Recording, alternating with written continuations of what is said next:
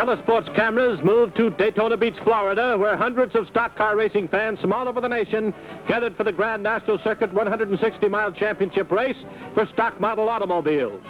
The first day of the weekend activities was devoted to the modified stock event and found a host of the country's leading dirt track jockeys tuned up for the event. Buddy Sagar in car number 101 was second in the preceding week's grueling time trials, logging an average 100.1 mile per hour in the 1 mile run. Fireball Roberts ranked second in Grand National stock car standings, but the treacherous 4-mile sandy course eliminates the possibility of a pre-race favorite. Louise Smith from Greenville, North Carolina, is the lone woman contender. With a total of 4 rollover crack-ups during the year, she feels her luck is bound to change.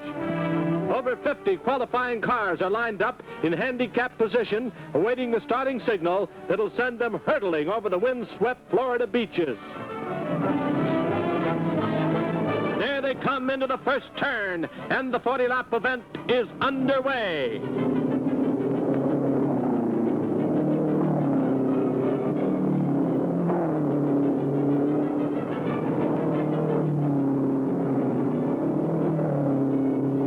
Bobby Flock, Bucky Sagar, and Bob Greer set the early torrid pace and lead the pack into the rough and treacherous backstretch. A car out of control on the first turn adds to the hazardous blinding dust and forces this driver to veer sharply toward the infield. In the 6th time around, the field has already diminished considerably due to engine failure, rollovers, and the harmful effects of sandy carburetors. But the better than 80-mile-per-hour clip sends these remaining dust churners flashing past the 14,000 frenzied fans who form a thin human hedge around the 4-mile course. The bouncing backstretch takes the toll in broken axles, blowouts, and more accidents as these two hot rods come to rest in the sand flats.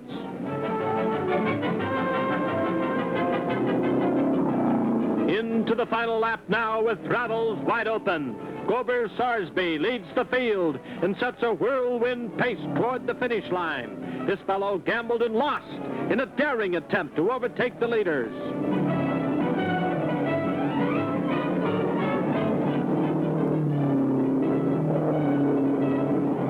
Clocking an average speed of 82.37 miles per hour over the sandy run, Gober Sarsby of Atlanta, Georgia, swings into the home stretch and under the wire to win the sportsman's event.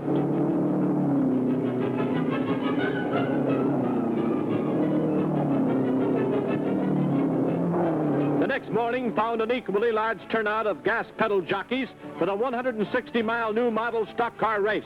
The nation's outstanding race drivers, behind the wheels of a dozen different makes of new cars, will be after a rich $1,200 purse. Frank Lupton, U.S. dirt track champion, holds an envious handicap position. Johnny Mance, the boy who copped the rich $25,000 Darlington race, will pilot car number 98. The greatest of contemporary drivers and winner of the '49 Indianapolis Classic, Bill Holland, will be after another prize for his crowded trophy room. Ponty Flock of Hateville, Georgia, along with brother Tim, are a pair of reckless rebels who hold the distinction of pre-race favorites. A field of over 50 new cars are readied and tuned for the starter's signal. And the drivers jockey into their handicapped starting position during the preliminary tour of the course.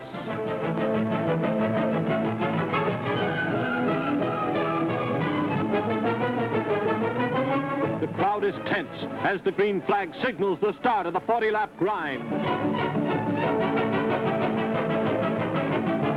Tim Flock, Billy Blair, and Marshall Teague lead the roaring mechanical herd around the first turn and into the backstretch sand dune. Bill Holland, after getting off to a blazing start, is forced to call it a day when a broken camshaft forces his early elimination. At the halfway point, the Flock brothers, Tim and Fonty, hold a commanding lead, but Daytona's own Marshall Teague moves up to challenge the front runners.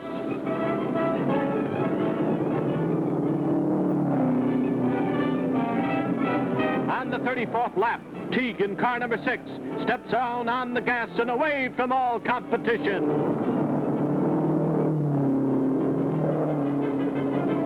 Just as in the previous day's event, the action gets rough and tumble in the final laps, and the dangerous south turn almost claims a trio of victims.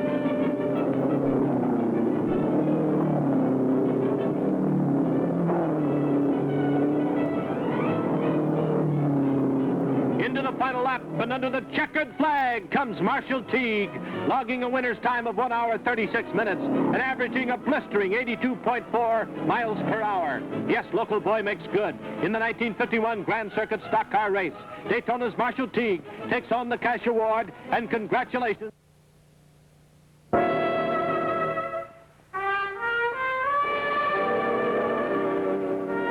The Hudson Motor Car Company, builders of fine motor cars since 1909, and your neighborhood Hudson dealer, present The Billy Rose Show.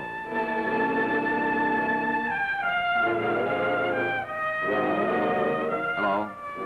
Welcome to The Billy Rose Show. The Hudson Motor Car Company and your Hudson dealer are glad that you've joined us. Right now, I'd like you to see something you'll want to remember. As a matter of fact, you'll be seeing more of it every day. We call it the mark of Performance Unlimited. That's because it identifies the fabulous new Hudson Hornet, the car that brings you miracle H-power in its sensational new high-compression H145 engine. And look at the low-built beauty and streamlining. Yes, it's no wonder that the Hudson Hornet is the best news in motoring today. I recommend that you drive it soon.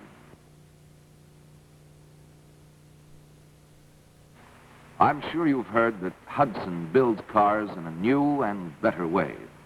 And I'm sure you've noticed the low-built beauty of a Hudson, because Hudson is the lowest-built car on the road. So now I'd like to take you behind the scenes, as it were, and show you why Hudson is different, and what this difference means to you. Here's the car with true streamlining, magnificent low-build beauty, and more room than any other car at any price. Because Hudson, and only Hudson, has a recessed floor, which makes possible this step-down zone. This exclusive Hudson step-down design makes obsolete the old-fashioned type of construction where the floor is up on top of the frame. The only way this type of car can be lowered without cutting full road clearance is by lowering the top, which results in insufficient headroom. But Hudson, by recessing or lowering the floor down within the frame and with it the seats, gives you America's lowest car and the most headroom without sacrificing road clearance. But Hudson doesn't stop there.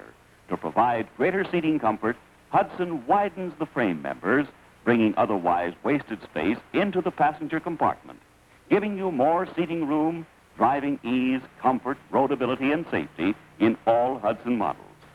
In the fabulous Hudson Hornet, the luxurious Commodore Custom, the Super 6 Custom, and this lower-priced Pacemaker Custom. Yes, Hudson is the only car with step-down design. This gives you the lowest center of gravity, the most room, the best ride, and the greatest safety. When you visit your Hudson dealer, you'll find a car with all the advantages you've always wanted. A car of matchless beauty, with the most room, and America's safest car for the world's best ride. So why put off enjoying all these good things? Visit your Hudson dealer and see for yourself. Do it soon. Take the camera and please put it on Jay Jackson so that he can tell us a little something about the fine motor cars being turned out by the Hudson Motor Car Company. Well, one of the most important things I can tell you today is that Hudson is the most durable car your money can buy. For here is a car that's built to stay young. As you can see, beauty like this will set the pace for a long time to come. And behind the massive Hudson grille is a high-compression engine built to outlast any other engine offered today.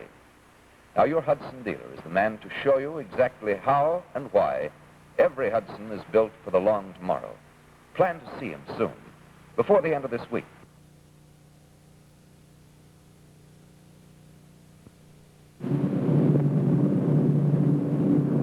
Down there's Daytona Beach, where Race Week is famous.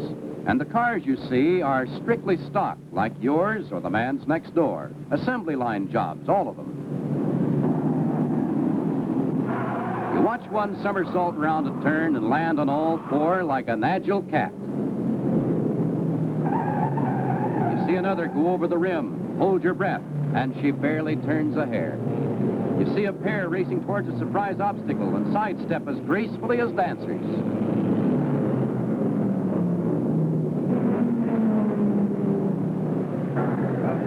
You go up to Darlington, South Carolina for the Southern 500 and begin to understand why a stock car champion like Bonty Flock arouses such enthusiasm. The point is, these men put ordinary cars through all the tricks in and out of the book. They show us that what we've got is pretty good. That always makes for popularity.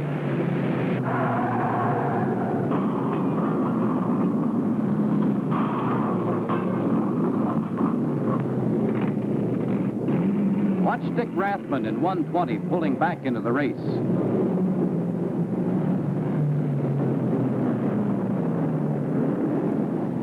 And right below here, hold tight.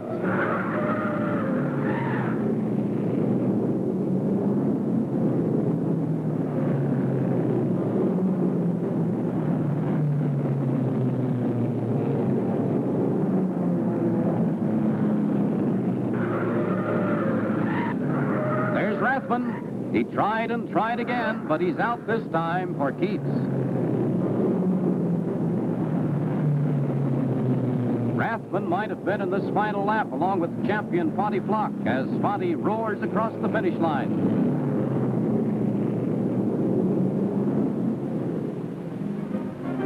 In Detroit, auto racing has a special meaning. The assembly lines are just around the corner. Every motorist and fan is keenly interested in this 250-mile classic that puts these cars through all the wear and tear you and I might give them in 50,000 miles of normal driving. Of course, expert attention and special care are given to tuning up the motors for dependable performance. Ignition systems are double-checked. Headlights are taped for precaution and grills are screened. Officials are down on the track supervising every detail. That's right, Frank. You're the president of NASCAR and also the director of this race, I believe. That's right. I wonder, Bill, if you could tell us something about what goes on behind the scenes here. Sure. Here's Howard Vogel, champion spark plug. He's their chief engineer. And he's just one of the many men that are doing their part towards making this the big event that it is. Howard's up here as a representative of Champion, and he can tell you better what he's doing. You're the expert, okay? Well, we're always experts when we're away from home. At the present time, we got 4 or 5 of our men up here trying to analyze some of their troubles and help these boys in the selection of the proper plug and also in the proper installation of the plug, as that is one of the contributing factors in lots of these cases where cars do not perform as well as they should. It happens here as well as in the ordinary passenger car that's on the road. And we think by proper selection and giving them a helping hand and their other problems, why, we can help them win this race. There is a great factor in the spark plug in that you can analyze the spark plug and tell what is wrong with other parts of the engine, such as the ignition system, or whether it's oil pumping or whatever else is happening. So we believe that we are a help to these fellows all times. This is one of many races on the championship trail. But here again, as at Indianapolis, the whole country wins. The grinding dust of this 1-mile dirt track is a test of the factory job's durability. It's here that the unsurpassed achievements of the family sedan show up to full advantage. The spectacular Motor City 250 is one of the toughest grinds of the Grand National Circuit. Enough punishment in an afternoon of driving for a car's entire lifetime on the highway.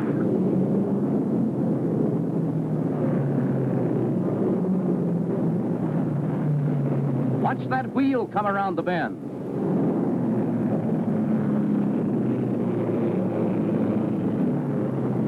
Boy, that was close. Here's the car that dropped it, still going.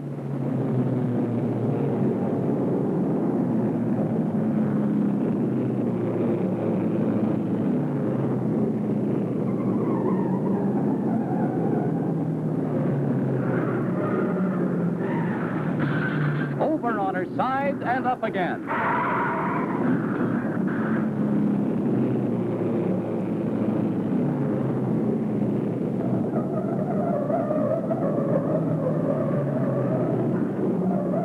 Easy now.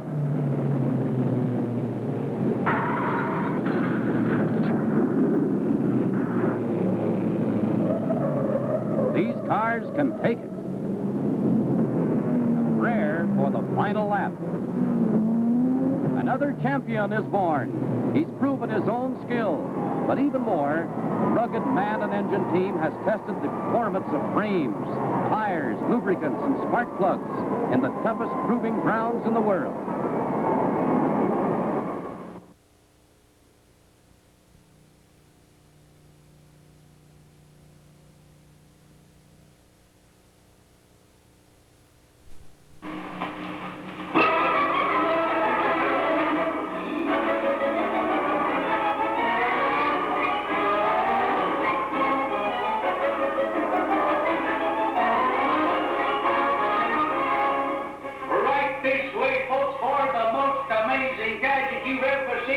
Step in a little closer, please. I want you to see how it works. Now you take this confounding invention. Well, no doubt every one of you at one time or another have stepped in closer to see how it works. And more than one of you, after you watched, plunked down the $50 or $1 for that amazing gadget. Well, today, they're doing the same thing on television. Oh, maybe they use a little different technique, but the idea is the same. Get people's attention. Show them what you have to sell, and show them how it works. Make them want what you have to sell. That's the idea. Almost everyone's bought something they hadn't thought about buying until somebody got them interested by showing them how it worked or letting them try it themselves. Well, the same holds true with selling Hudsons. Get people interested by telling them how great Hudson really is. Then prove your claims. Show them why Hudson is the car they should have, the car they really need. Of course, you can't do this exactly as the tent show barker does. You can't just stand in front of your place of business and yell at people to come and look. No, you have to go out and find them. You have to talk to them wherever they happen to be. Then you get them behind the wheel of that Hudson just as fast as you can. That's how you're going to prove Hudson's amazing performance and superior riding qualities. Now, we've already talked about how to find your prospects, such as through registration lists, telephone calls, bird dogs, Hudson owners, or just going right up to people on the street and asking them. Have you tried the great Hudson ride? Have you driven the car with step-down design? Do you know what it feels like to drive a car with the lowest center of gravity? The question now is, what do we do with the prospect once we have his attention? What do we say? How do we go about selling Hudson? Well, like our friend the tent show barker, who tells a little something about what he has to offer, then shows how it works, our best bet is to brief the prospect on Hudson features, especially those that are exclusive with Hudson. Then take him out and show him what you've been talking about. Now, maybe you don't have to talk very much, just a few highlights perhaps. And then you ask right off the bat, let's take it out and try. Or if you're calling on him at his home, you can use your selling portfolio to sell him on trying the Hudson. Incidentally, your Hudson selling portfolio, which many outside observers have said is the best in the industry, is a wonderful way of convincing those you gotta show me prospects that they should try Hudson. But no matter what you use or what you say, the point is say what you have to say and as much as you have to say to arouse the prospect's interest to the point where he wants to try Hudson himself. Because the people who try Hudson are the people who buy Hudson. Try. Buy. Keep those words try and buy in your mind whenever you talk to a prospect. It's the best idea you can have for making sales. Another thought to keep in mind is to qualify your prospect. Now that simply means there are certain things you have to find out from him in order to do a real efficient job of selling. Of course, you can't give your prospect a third degree. You can't find out everything you need to know about him right off the bat. You've got to use tact and diplomacy. Much of the information you need will come automatically as you talk to him about Hudson. But there are 3 important things to find out from your prospect as soon as possible. Things you need to know in order to do a real efficient job of selling. Is he a new or used car buyer? is he driving now? In what price range do you have the best chance of making a sale? Now, these three things are important because they give you a better indication of what to talk about in order to make a sale. If possible, try to find the answer while you're making an appointment to see him. If you know what kind of a car he's driving now and have some idea of his price range, it makes it possible for you to go to see him with the model that best suits his purse or needs. But no matter which model you demonstrate, make sure he knows that Hudson has a model to fit his needs, and that you definitely can show him one in his price range. But now let's take prospect here, Al Sanders. Remember Al? Well, let's say Al has been convinced that he should try the Hudson. And here is Jim Martin, a good Hudson salesman who did the convincing. They're just starting out on a ride. Now, you'll notice Jim is driving. This gives him a chance to show the prospect how to start the car and to point out the location and purpose of everything on the instrument panel. Also, it's best to start off with a driver who knows how to handle the car. Then any mistakes that might be made later while the prospect is driving will be chalked up as driving errors and not faults of the car itself. Now, Jim has a definite route in mind in order to show his prospect how the Hudson performs over as many different types of roads as possible, and to demonstrate Hudson's cloud-soft ride under various conditions. He got a map of his entire territory before he ever started to take prospects out to show them how Hudson performs. Then he drove over the different roads and marked up his map to show type and condition of roads, amount of traffic, location of stop signs and traffic lights, hills, curves, and straightaways. He also wrote down the specific features to talk about at certain points on the map, such as power near a hill. By knowing his route ahead of time, Jim can anticipate what's coming up next. For example, he knows that at the next turn they'll be hitting a rather sharp curve. So he says, We'll be hitting a rather sharp curve ahead, Mr. Sims. I want you to notice how Hudson's lower center of gravity gives you that wonderful, safe feeling of really hugging the road. Then, while going around the curve, Jim points out, Feel it? Just like one of those low-built racing cars. So smooth, so easy to maneuver. Then, after the curve is completed, he says, How is that for roadability? It's the recessed floor, Hudson's exclusive step-down design that gives you the lower center of gravity. You can't get this kind of safety in any other car.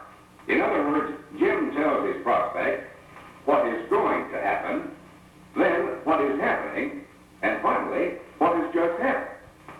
Before, during, and after. You see?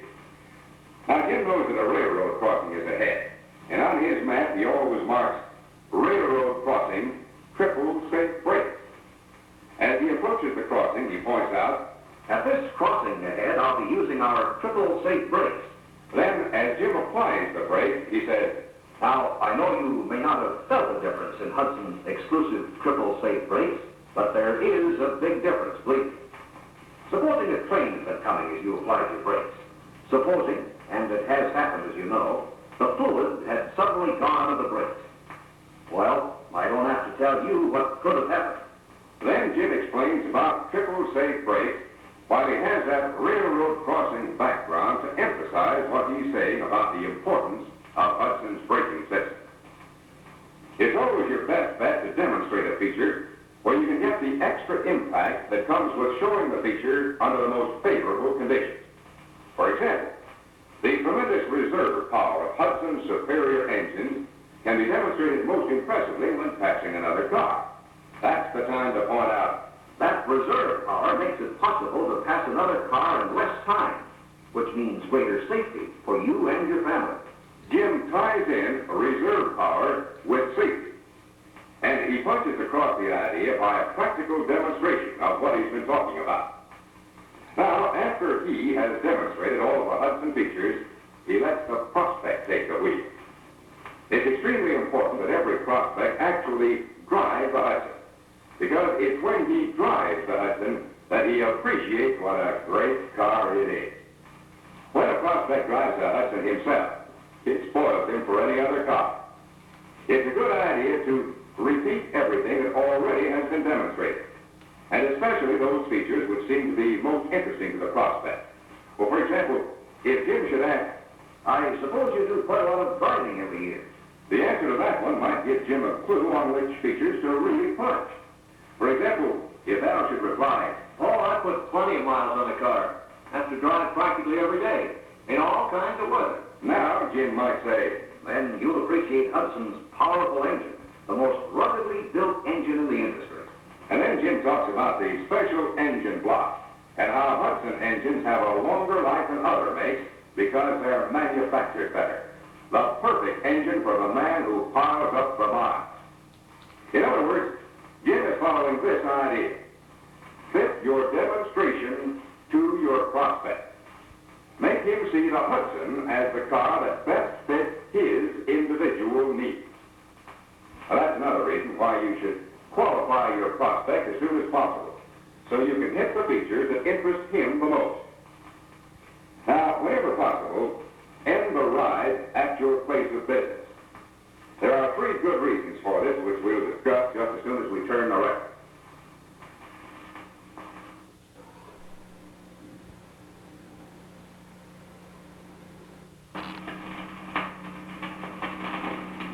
The first good reason for getting your prospect on home ground is to give him a chance to look over other body styles and to show him the wide range of color and upholstery materials available for every Hudson model. Showing the prospect how he can tailor his car to his own individual needs is one of the best ways to generate his enthusiasm and put him in a buying mood. Also, the sales room is the ideal place to ask for the order. You're handy to the boss if you need any help. And it's a good atmosphere to talk Hudson and talk about signing the order. Never be timid about asking for an order. And start asking the very moment there's the slightest chance your prospect might say yes. Another good reason for bringing your prospect to the sales room is the appraisal. Now, maybe it seems strange to drive a prospect from his home or office to your place of business to talk appraisals when his present car is not there to be appraised. Actually, this is an advantage. It tends to keep the idea of trade-in allowance in the background while you keep Hudson up in front, which is the way to sell.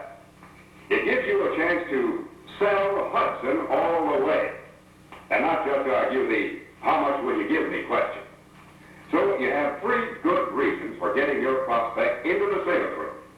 It gives him a chance to choose between various body styles, colors, and upholsteries.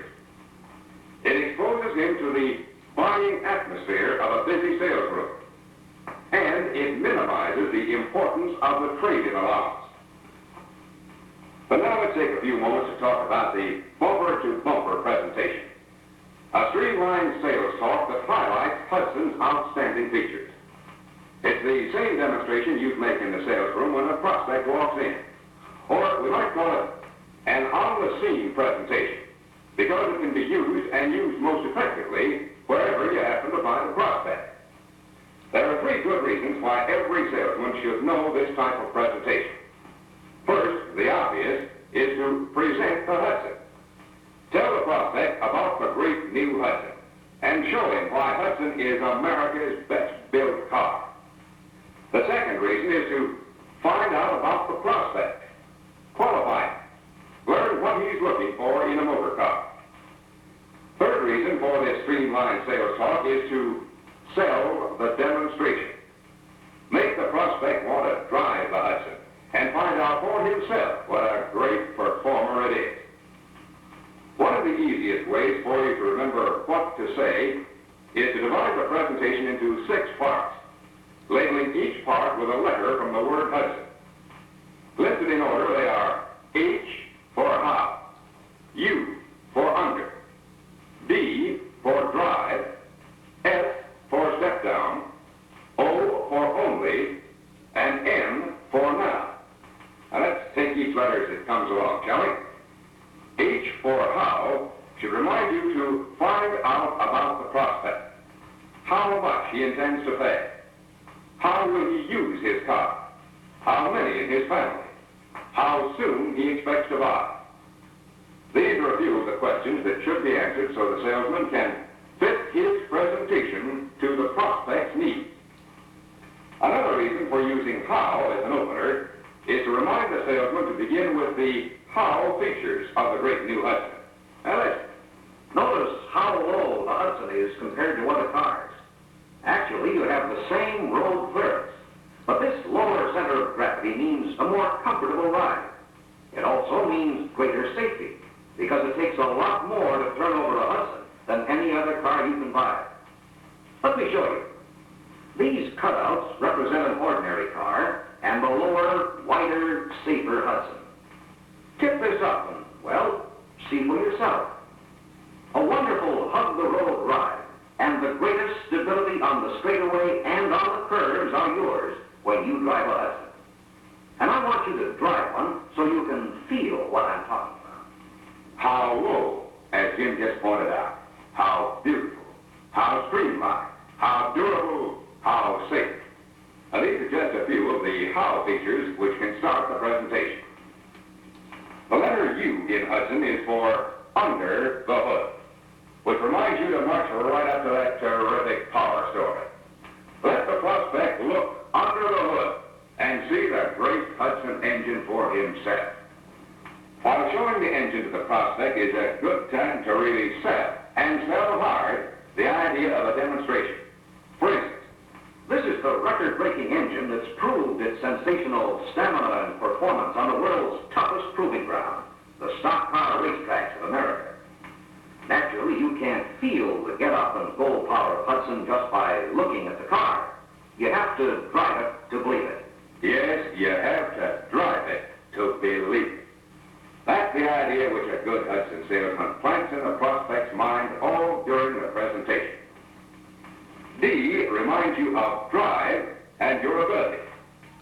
In the sales room presentation, this means getting the customer to sit in the driver's seat, where it's easy to show him many great Hudson features. With the brake pedal right at the prospect's feet, it's an easy matter to sell the safety features of Hudson's exclusive triple-safe brakes. While the prospect seated in the car, that's the time to point out the extra-wide seats and greater roominess all around. The recessed door design can actually be demonstrated by opening and closing the door, proving to the prospect that Hudson provides more elbow room. And now is the time for the Hudson salesman to present the upholstery story, to demonstrate to the prospect how luxurious the upholstery really is. Also, he can call the prospect's attention to the custom trim and gleaming hardware that adds so much to the luxurious interior appearance of the Hudson, an appearance that is further enhanced by the tastefully designed and functionally arranged instrument panel. Nothing seems to fascinate a prospect more than to explore a brand new instrument panel. Now is the ideal time to demonstrate the convenient map light. And if the car is equipped with hydromatic, it's right in front of the prospect where it's easy to present. Since this car is a standard model, now is the time to explain that he has a choice of standard or hydromatic. Now we come to that very important S for safety, which automatically means step-down design with monobuilt body and frame. This is a feature that is punched, not just once, but as many times as possible. It's a good idea for the salesman to show the cutaway in the selling portfolio to the prospect, and then explain, by using the model on the floor, exactly why Hudson is the safest car on the road today. The salesman can point out, as you can see from this chart, Mr. Smith, you get the protection of welded steel right here and here where you need it. It's exactly as though you had a steel frame built around you to protect you on all sides. Especially when you're out with your family, Mr. Smith, it certainly gives you peace of mind to know you're riding in the best-built car on the market. Oh, remind the Hudson salesman that only Hudson has it. After showing the car, he repeats those features which are exclusive with Hudson. He makes sure the prospect knows they can't be bought at any price unless he buys a Hudson. N means now. And also at the end of the presentation, the good Hudson salesman will say, now I'd like you to drive the Hudson and see for yourself why it is America's finest motor car. And then if you're a good salesman, you get your prospect behind the wheel of a Hudson right now and not wait until a later day. To sum it up, the streamlined bumper-to-bumper on-the-scene presentation includes H for how beautiful, how streamlined, how low-built, how comfortable, and how safe a new Hudson really is. U for under the hood, the great Hudson engines, and what they mean to the motorist in performance and stamina. D for drive and durability, the superior performance and longer life that Hudson builds into its great cars. S for safety, which includes step-down design with monobuilt body and frame, plus Hudson's reserve mechanical braking system. Important features to suck and sock again in talking to a prospect. O for only Hudson has them, which means repeating all the features that are exclusive with Hudson. And finally, N for now. Now is the time to try the Hudson. That, well, may be the most important thought of all, because it's been proven time and time again that the people who try Hudson are the people who buy Hudson, America's best-built car.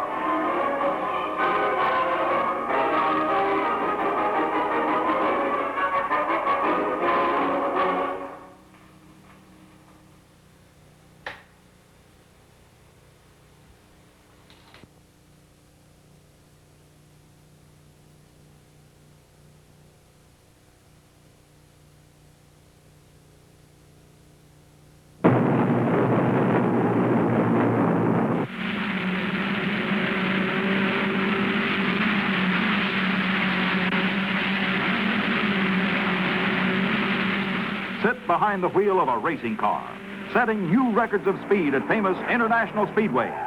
Share the thrills, excitement, and danger as men of iron gamble their lives on split-second decisions, on four wheels, on two wheels, or on the water. These are the great moments of sport with the best drivers of all time.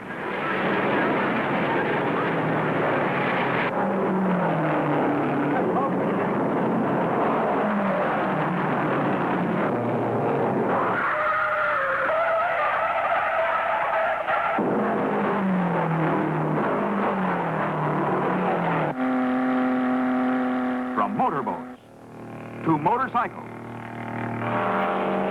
and sports cars howling through the night. From specially built racing cars and stock cars. Wherever men reach for new records, you are riding with them as a new page of racing history is written on Speedway International.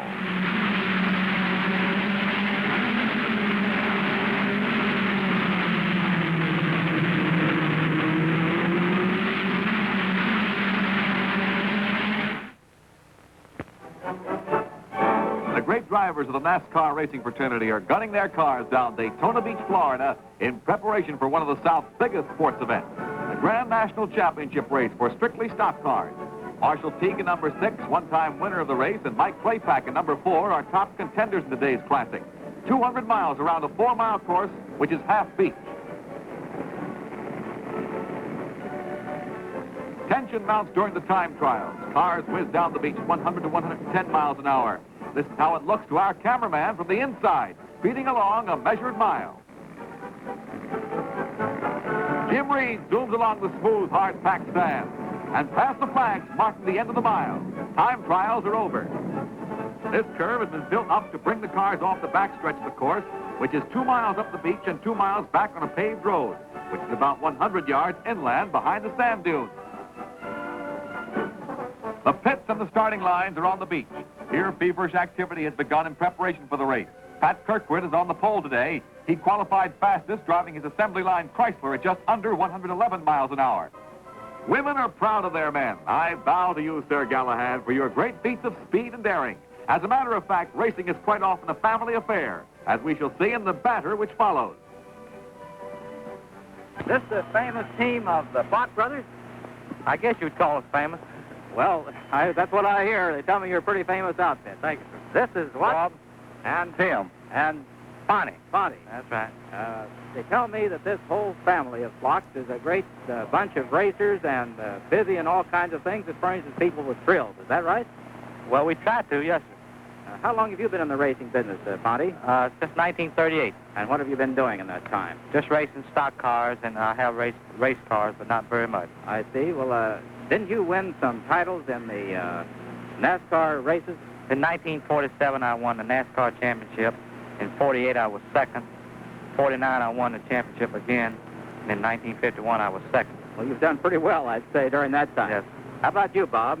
I won a lot of races, but no championship. No championship. Well, you can't win all the championships, I suppose. right. How about you, Tim? Well, I'm same as Bob. I won an awful lot of races, but I never won the championship. I'm going to be at it this year, though. Are you? Now, I want to ask you one other question.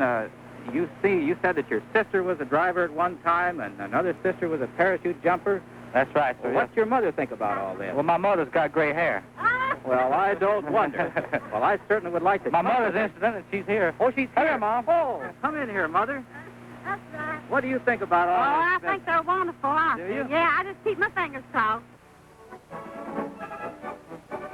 The faithful followers of the great sport of racing are coming in droves. Some of them trying to get closer to listen to our interviews with today's most colorful drivers. How are you? Okay, Tommy Thompson, the winner of the Detroit race last year, right? Yes, thank you. You're here for a pretty good job today, I understand, too. Well, we hope to have some luck, Frank. But What are you driving here? Oh, this is a 52 Chrysler Saratoga, Frank. I understand you've been driving Chryslers for some time. Well, yes, I'm prejudiced. I think they're quite an automobile. I've used Chryslers for the past 2 years down here. In fact, they were the only Chrysler entered. Each of the last 2 years has been my car. Did you win? No, I did not win, but I was fortunate enough to finish last year. The first year I didn't. Pretty good. Well, you've been in the racing business for some time, haven't you? Yes, I started back in 1946, Frank.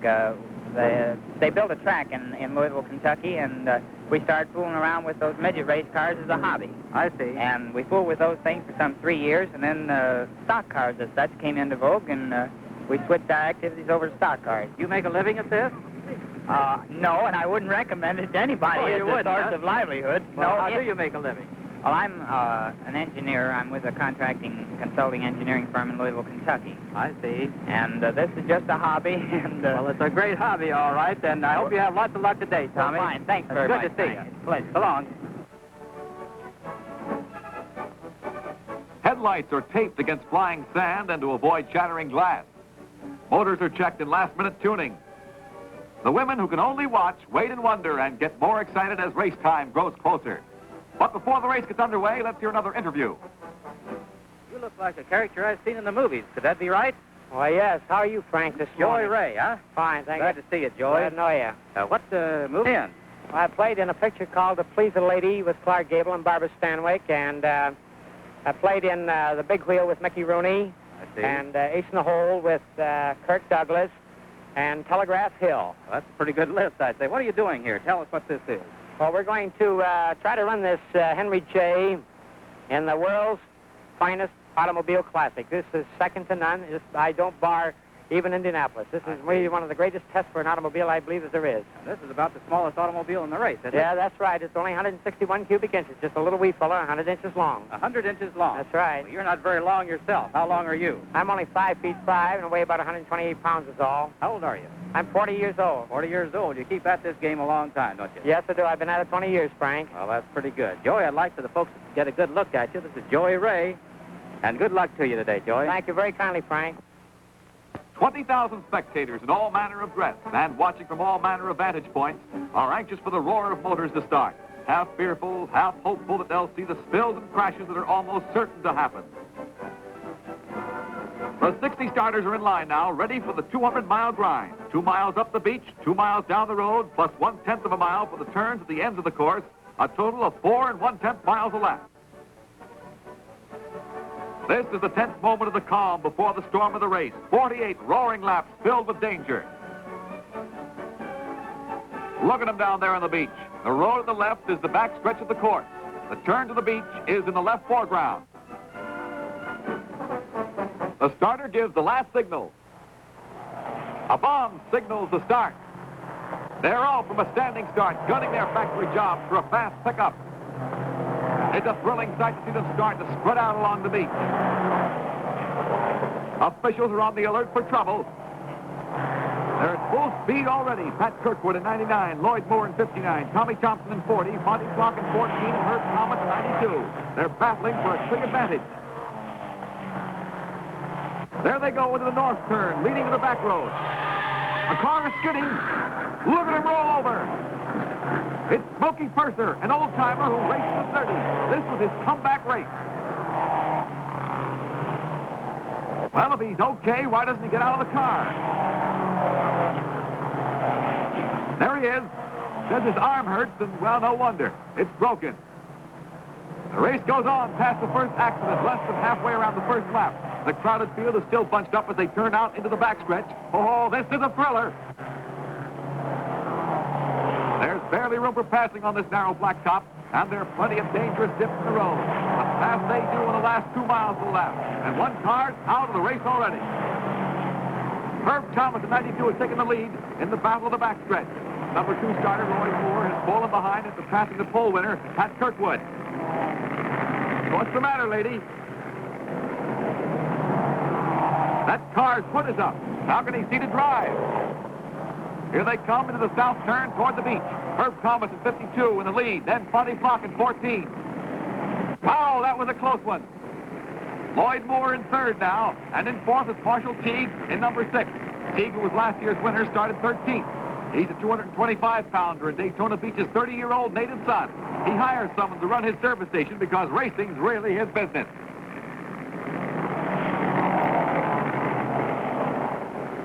Hey, there's the car with the hood up. It's L.C. Rigsby from nearby Orlando, Florida, and he's taking it easy. Herb Thomas is still ahead on the beach, but Teague is taking Monty Flock for second. Spectators watch them come into the north turn on the second lap.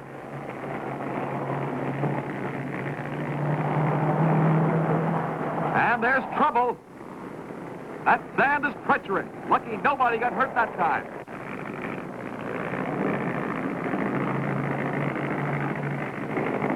That's a mighty sharp turn from beach to road, and Teague's passing Herb Thomas hard for the lead. Teague goes ahead. Thomas is second. Flock is third. They're averaging around 85 miles an hour.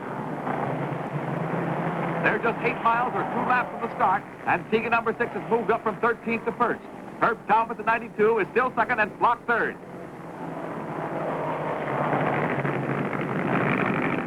Lloyd Moore in 59, the number 2 starter, is back in 4th now, but still running ahead of pole winner Kirkwood. On the beach, Teague pulls away from Thomas. If either of them wins, it'll be a Teague car because both cars belong to Teague. As a matter of fact, he owns quite a stable of them. He's gained a lap on the field already. But Monty Flock is a tough contender in any race. In fact, almost any driver in this race is tough competition. It's still Teague, Thomas, and Flock on the turn. Now what? Another skid. And more cars keep plowing into this dangerous turn. There's passing as soon as they can pick up momentum on the backstretch. Teague seems to be trailing, but his number 6 is actually gaining a lap on another car. Herb Thomas at 92 is still crowding in close, in a position to resume the lead if anything happens to his teammate. Pat Kirkwood passes Monty Flock and whips to 3rd place again with Lloyd Moore, number 59, a close 5th after 4 laps. Mike Claypack at number 4, one-time Sportsman Class champion, is now 6th.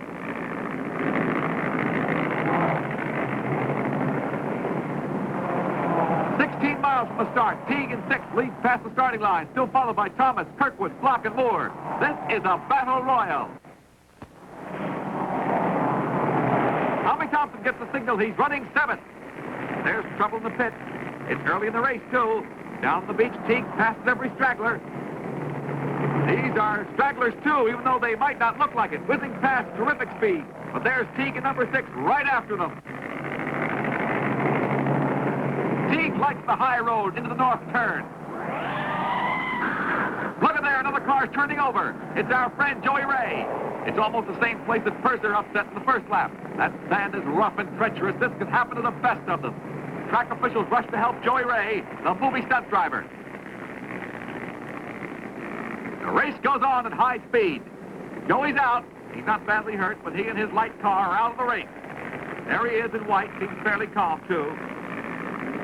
The runs off the beach are tremendous, even for those skillful drivers. Joey's car is turned back on her feet again, but no more racing for her today. Imagine hitting that turn in sand at 60 miles an hour. What happened to Tim Flock, the second Flock brother in this race? Well, here he is in 91, but this doesn't seem to be his day.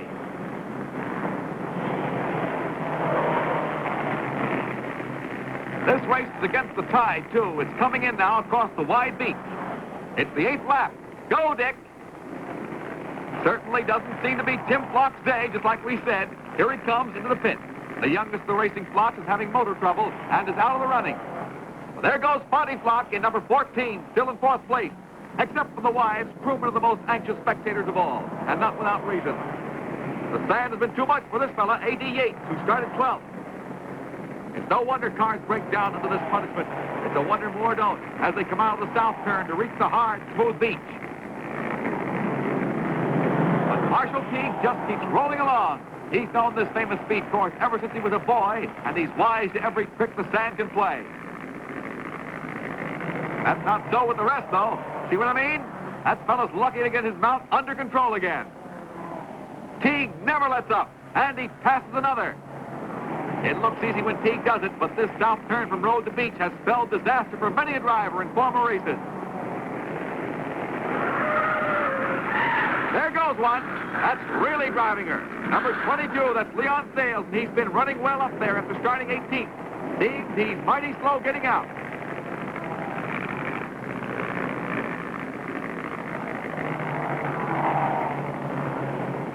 There he is. He's okay. But he's pretty excited. Other drivers, unaware of what has happened, speed on past into the treacherous sand leading to the beach. Herb Thomas at 92 bounces along, still running second. Some of the most expert drivers use this spot of all places to pass the laggard. Not that Pat Kirkwood at 99 is a laggard, he's still running third. It's a beautiful and exciting day for cameraman, photographing Marshall Teague's smooth technique in the hazardous north turn and shooting the skidding and careening of others who haven't mastered the perils of the sand. The crowd is keyed up here in north turn. Look at that pass. It's a thrill to watch the smooth performances of these beautiful late model cars just off the factory assembly line. And folks, no special trick gadgets are allowed in these cars. You and I could do as well if we had the same courage and skill that we see in these drivers. Oh, look out there. Teague never seems to be in trouble. Still leading the pack with Herb Thomas at 92 not far behind. Pat Kirkwood manages to hang on to third place, but Spotty Flock at number 14 is pressing him hard. Up the beach goes a man in a hurry, and that's Marshall Teague, of course.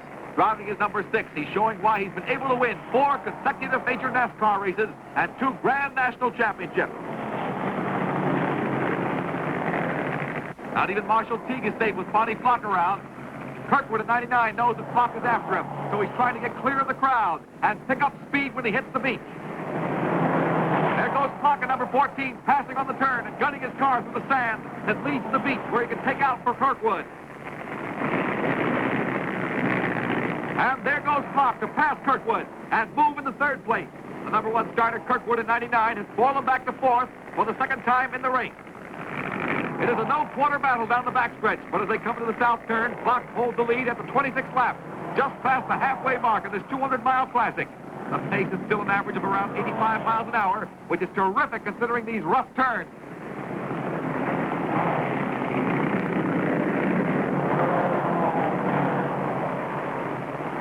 Flock needs gasoline, so he makes a quick pit stop, while there's still time to make up for lost seconds here. Spectators are trying to keep tab on the fast-moving race, and Kirkwood moves to third place again. But Flock has carried a few seconds, and he's back in the race.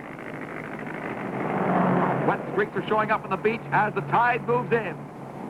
Teague rides high, away from the water, where the sand is hard and dry. The going's tough here. Another car stalled in the run to the north turn. That's a wide expanse of loose sand before getting to the clay-packed embankment that leads to the road on the backstretch. But the cars keep on coming, sometimes shifting gears, sometimes pressing on and high. Sometimes wheels come off or motors fail, leaving drivers stalled on the backstretch. Teague disclaims having any special technique, but it's obvious that he does little shifting in the turn. He goes into the straightaway in high gear. They've got their favorite spotted, and a wave of encouragement. That's good for the morale of any man, if he has time to look, that is. There's a fellow who needs a morale lift, and his car needs gasoline to carry it the rest of the 200 miles. The motor's ailing, too. This is time for frantic action and frustrating waiting for the driver. Tommy Thompson's had to stop for gas, too, but not for long. Drivers are getting a signal. The race has been cut to 150 miles. Why? Well, the tide is coming in fast, and officials don't want to run the risk of racing on too narrow a beach or having spectators' cars caught by the ocean after the race is over. Will this change racing strategy for Teague in 6 and Thomas in 92, who are leading 1-2? Teague hasn't stopped for gas yet. Can he make 150 miles in a tank full? Well, if he risks going the full distance and runs out of gas far from his pits, his risk may cost him the race. But he's keeping his eye on the gasoline gauge. Teague doesn't let up on his speed. He passes them as usual on the backstretch. Paul Pettit and Gober Sosby battle it out on the south turn, hoping to do better as the race nears its end. Teague refuses to slow down, but his pit crew is anxious to give him just a little more gasoline. Every driver is getting strategy advice from the pits now. Spectators know that any little thing can happen and affect the outcome of the race. For instance, a pit stop by Lloyd Moore, who started second. Tommy Thompson even has to stop for a new wheel. He has lost the left front one. Marshall Teague's crew is still trying to get him to stop for gasoline, but he goes right on past. Up the beach they go, heading for the dangerous north turn, which can still ruin the high hopes of the leading drivers.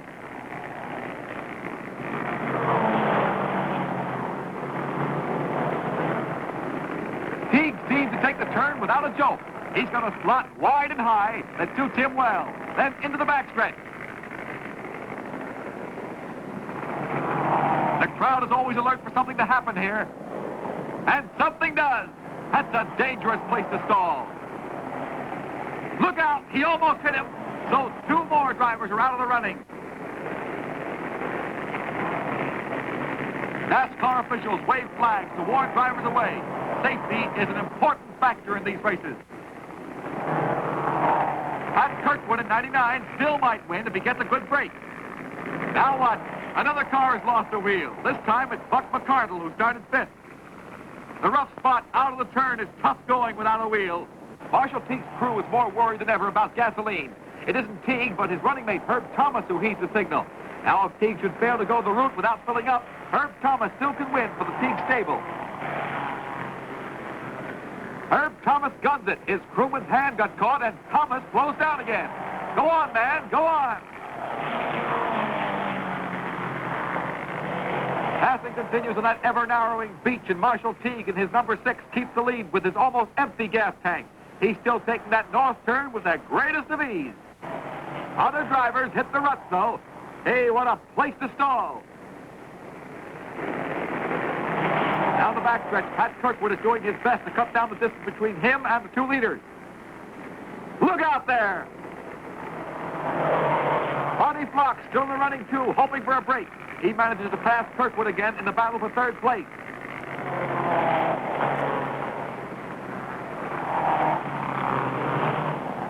The crowd sees Bonnie skid trying to make the north turn too fast. That's not the break he was hoping for, though. He's back in the race now, but it has cost him 3rd place.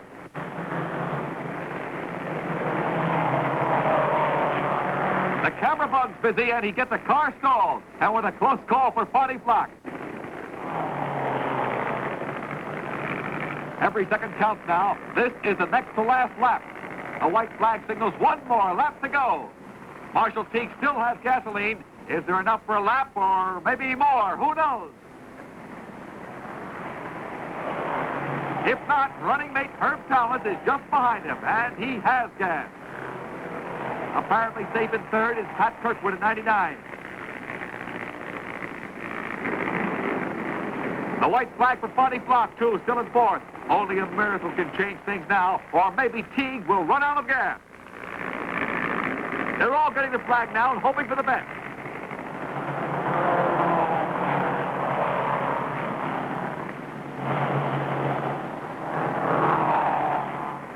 Look out! Turner's having trouble getting back into the race.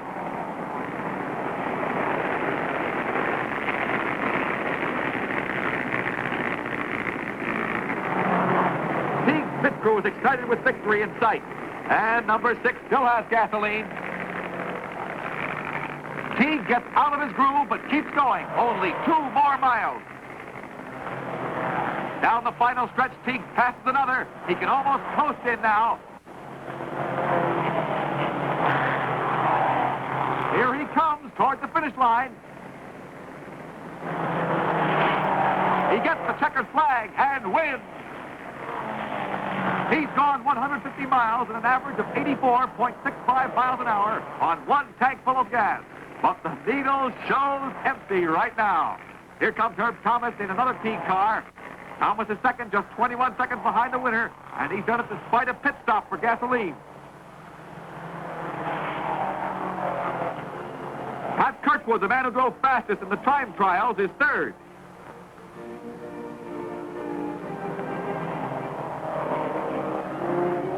And Bonnie Block has persistently stuck to fourth. Something's wrong. The crowd scatters as Tommy Thompson skids across the finish line. Johnny Bruner, the official starter, has been hit. Just a second. He's not badly hurt. He's okay. There's Tommy. He's not hurt either. And there's his car. Boy, he just made it. The race is over. The crowd runs to see the damage and to see the winner. Teague has run out of gas on an extra lap around the course. And believe me, that was real close. Marshall Teague has got his winning 1952 Hudson back to the pits now. He's the only 2-time winner of the race. He's made terrific speed despite the almost impassable condition of the turn. And celebrating with him is Herb Thomas, who made it 1-2 for the Teague stable in the NASCAR Stock Car Classic at Daytona Beach, Florida.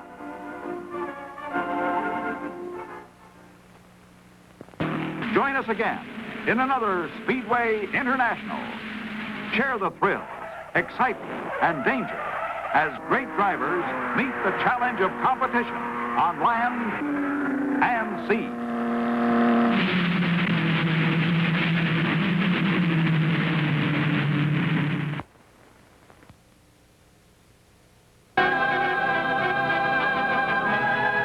I'm the brand new Hudson Hornet. When I take off, I fly.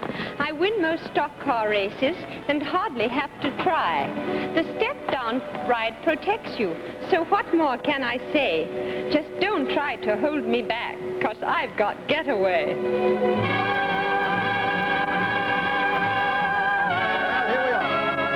Van, how are you? Glad to see nice you. See How are you? Just fine, Van. I'd like to have you meet my dear friend. Ken, how are you? How are you, Mr. Vandersea? How are you? Excuse me for getting in front here, but what is this? This is the Hollywood hardtop convertible model, Ken. Oh, the Hollywood hardtop. I've got my top's a little harder myself, but it certainly doesn't have the style. What kind of an engine you got in there? The H145. H145? The Hudson Hornet, you know, is America's stock car champion. That's right. That's right. I've read about that. That's right. Well, you certainly have a wonderful car, and I'm glad you let us drop by to see it. Nice to see you. Mr. Vandersea? Try it sometime. I will. Thank you very much. Thank you very much. Mr. Vandersea?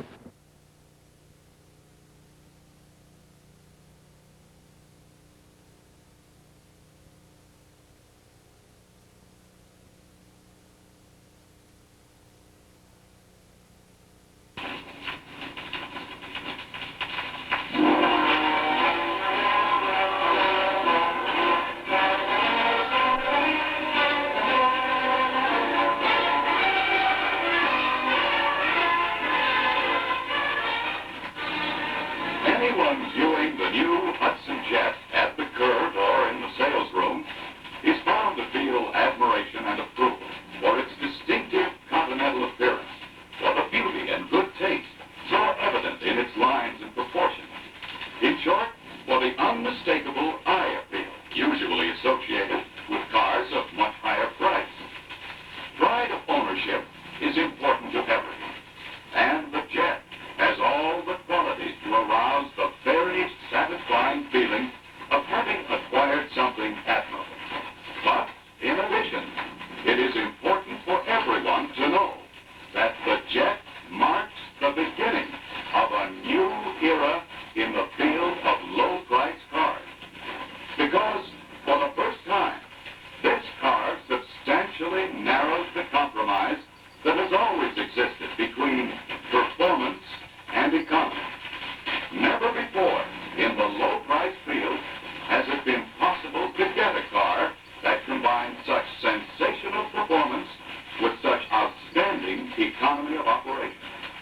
Heretofore, the man who demanded unusual performance knew that he would have to sacrifice economy. And the man who wanted tough economy accepted the fact that it could be had only at a substantial sacrifice of performance. The engineering problem was to build a car with no excess weight, but one so extremely rugged that it could easily handle the power to give it top performance coupled with outstanding economy. And Hudson engineers have accomplished this in the sensational new Hudson Jet, a completely new kind of car in the low-price field. How did they do it? Well, let's analyze the engineering principles behind the sensational performance and economy of the Hudson Jet and see just how these qualities have been obtained. One basic principle involved can be illustrated by this lightly loaded horse and wagon.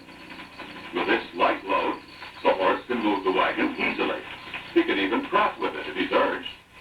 But if the wagon is loaded to capacity, the poor nag has to strain in the traces to start and move the heavy load. To put it another way, it takes more power in grams of powder to propel a heavy .30-30 slug than it does for a light .22 caliber pellet. These examples show the relationship between the weight of anything that must be moved and the power available to move it. Such a relationship is expressed as the weight-to-power ratio. Now, if, for example, a vehicle weighs 3,000 pounds and has 100 horsepower, simple division will show that the weight-to-power ratio is 30-to-1. Now, this means that 1 horsepower is provided to propel each 30 pounds of weight. Now, common sense dictates that the lower the weight-to-power ratio, the greater the performance and the farther the car will go on a gallon of gas. And as the ideal weight-to-power ratio is approached, the gap is narrowed between performance and economy. Remember, that was one of Hudson's major aims, to produce a new kind of car, one which did not sacrifice performance for economy, nor offer ordinary economy without brilliant performance. All right, let's see if this has been accomplished. The Jet, with the 114 horsepower engine, offers a weight-to-power ratio of 23.6-to-1, while the same car, powered with the 104 horsepower engine, has a ratio of 26-to-1. Does this accomplish our purpose? Has Hudson built into the new Jet the long-sought ideal weight-to-power ratio? A comparison with other present-day cars will tell. For instance, the Ford V8 has a weight-to-power ratio of 28.8-to-1. The Ford 6 ratio is 30.8-to-1. For the standard Chevrolet, the ratio is 29.7-to-1. And when the larger engine is used with the Chevy Power Glide transmission, the ratio is 29.2-to-1. Plymouth has a ratio of 30-to-1. And for the Henry J, the figure is 30.6-to-1. The ratio for the Studebaker Champion is 31.9-to-1. And for the Willys Ace 6, it is 28.8-to-1. The Nash Rambler is 30.2-to-1. Now, these figures prove that not a single car in the low-price field has so favorable a weight-to-power ratio as the Jet. In effect, all of them are lugging around from 229 pounds to 473 pounds of useless excess weight, which is a serious handicap to both performance and economy. No wonder the Jet can top them all in performance and economy. The Jet's far better weight-to-power ratio is the answer. And this advantage has been obtained in the Jet by the elimination of useless excess weight without impairing in any way the vital qualities of safety, strength, durability, and roominess. This was possible only because Hudson engineers were able to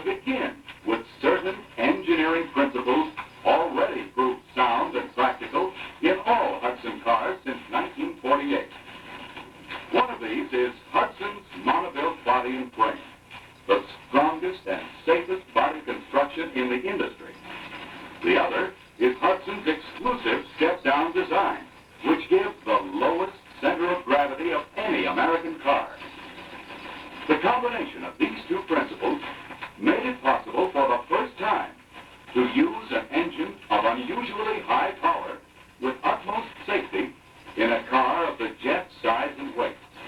First, Hudson's monobuilt body and frame gives the Jet much greater strength and durability than is found in any other car. In contrast to cars built on the old-fashioned principle of folding a separate body on top of a high, narrow chassis frame, the Jet body and frame are a single, all-welded unit of steel, strong, rugged, and rattle-free. The basic frame members of the Jet are box-section girders, many times stronger than the channel sections used in conventional cars. And there are 6 Husky cross members welded to the frame to resist all twisting and distortion.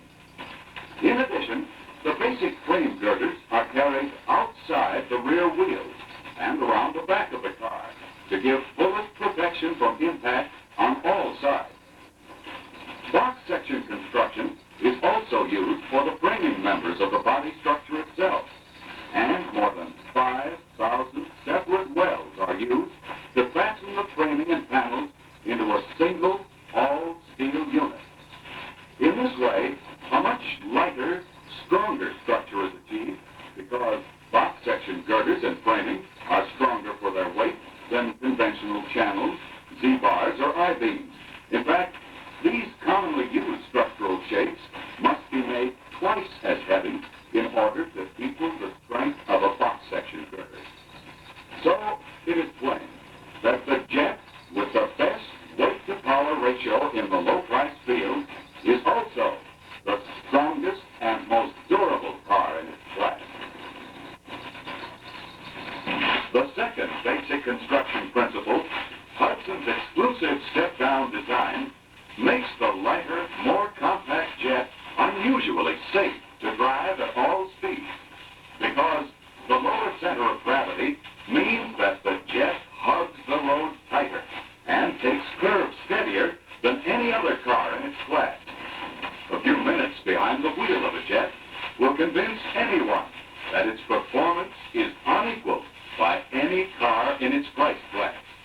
But, in addition, the Jet's sensational performance may be enjoyed at the lowest possible expense for fuel, maintenance, and service.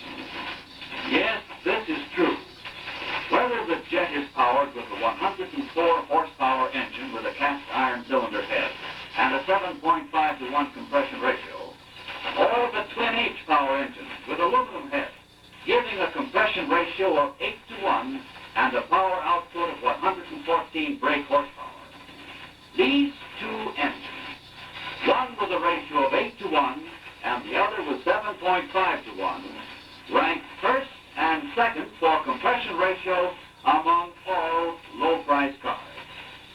Ford is third on the list with 7.2 to 1, and Plymouth and Chevrolet follow with 7.1 to 1. Both Jet engines have 3-inch bore and 4 3/4-inch stroke, giving a piston displacement of 202 cubic inches. This means that the 114 horsepower engine develops 0.564 horsepower for each cubic inch of piston displacement, and the 104 horsepower engine develops 0.514 horsepower for each cubic inch of displacement. These figures prove that the Jet engine is top in efficiency because it produces more power for its size than any other engine in the low-price field. Let's look at these comparisons. The Ford V8 with 110 horsepower and 239.4 cubic inch displacement produces only 0.460 horsepower per cubic inch. The Ford 6 with 100 horsepower and 215 cubic inch displacement produces 0.470 horsepower per cubic inch. The Chevrolet engine used with power glide transmission has 115 horsepower and 235.5 cubic inch displacement, produces 0.490 horsepower per cubic inch. The standard Chevrolet engine has 108 horsepower and 235.5 cubic inch displacement. It produces 0.460 horsepower per cubic inch. The Nash Rambler with 85 horsepower and 184 cubic inch piston displacement produces 0.462 horsepower per cubic inch.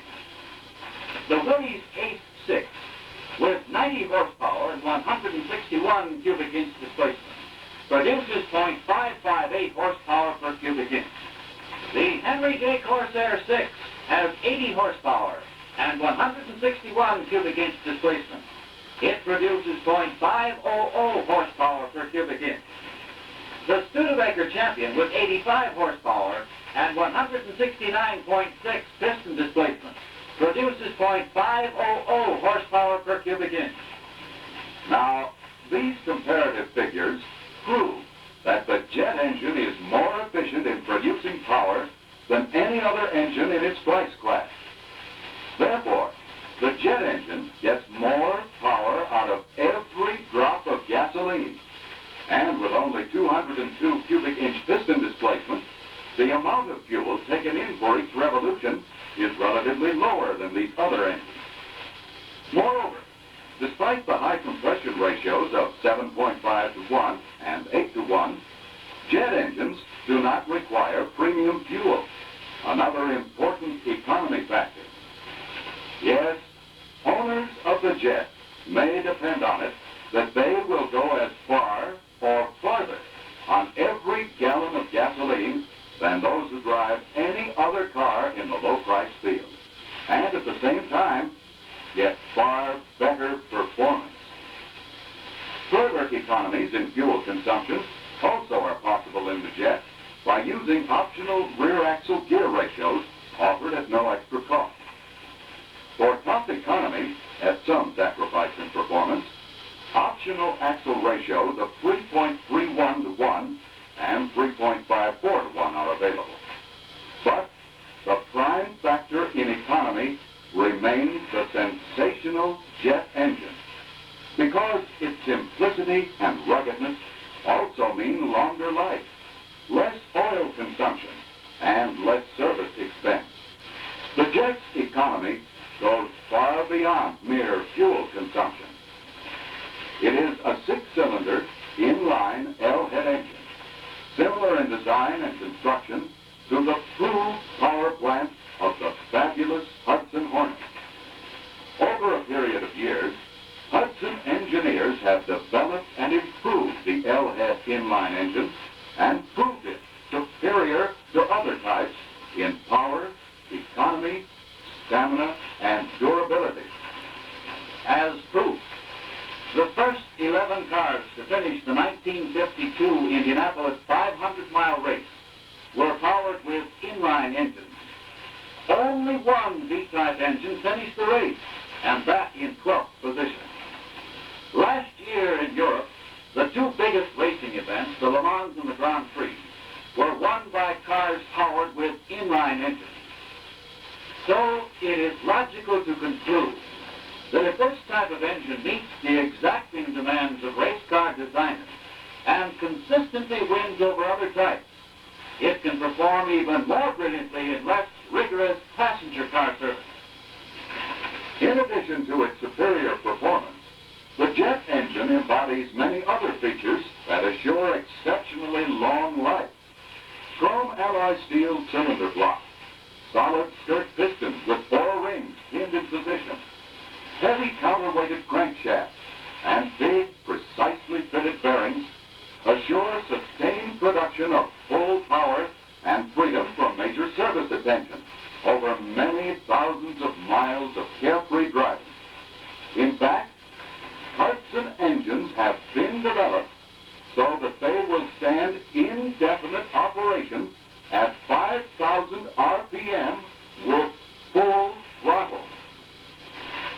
All other components of the jet, such as the clutch, transmission, axles, spring suspension, steering, and brakes, are based on designs that have been thoroughly tested over millions of miles of driving in the long line of successful Hudson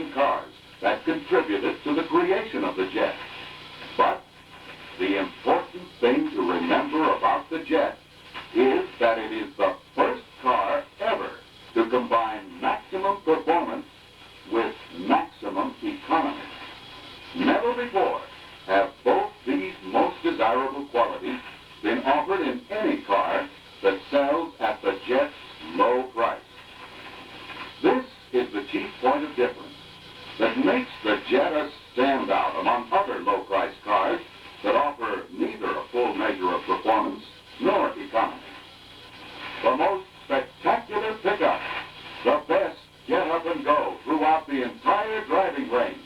That's the kind of performance that formerly cost a lot extra in operating expense. But in the Jet, for the first time, brilliant performance and unusual operating economy are combined in one car that sells in the low-price field. A completely different and more exciting car than any other in its price class.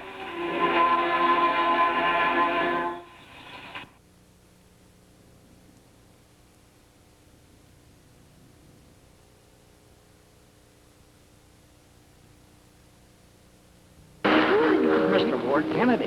Mr. Willis Overland. Oh, Willis Overland, how do you do? Steve Wallace, Chrysler. To know you. Oh, Chrysler?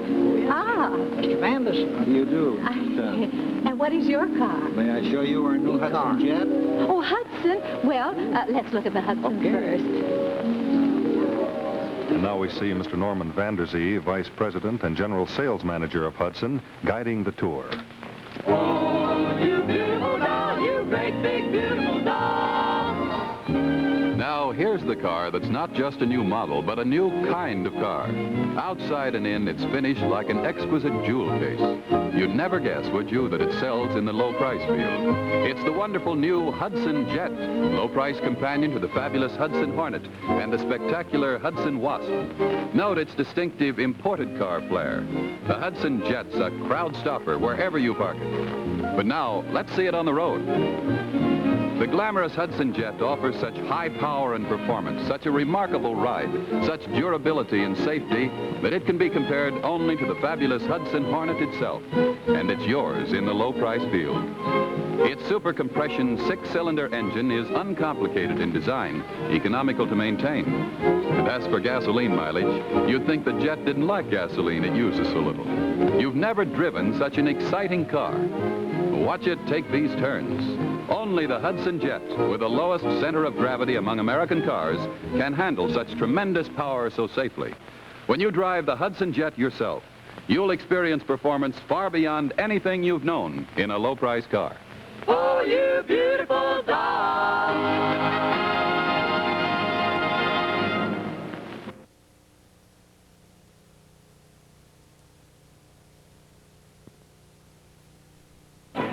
Did you ever wonder how your car would do in racing competition in the hands of a good race driver? Come with us and find out as we take you to the Langhorne Speedway, the world's fastest circular mile track, to watch a National Grand Circuit Championship for late model stock cars. At the Langhorne Speedway, the country's top drivers prepare to take off on a 150-mile chase for fame and fortune. Mechanics make the final adjustments on their cars for the grueling grind ahead. Because of rain, no time trials were held, so drivers draw for starting position. With everything in readiness, the pace car leads the contestants around the 1-mile circular track. As the cars hit the head of the straightaway, the crowd comes to its feet for the start of the race. Away they roar, 39 cars in all, flashing past the starter's flag on the first leg of this 150-lap battle.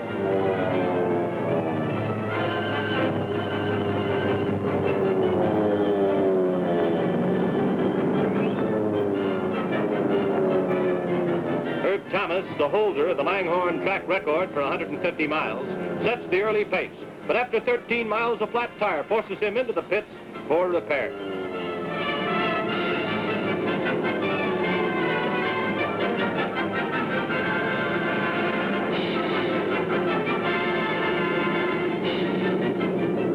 Jim Block of Decatur, Georgia, driving car number 91, opens up along the backstretch to take over the lead.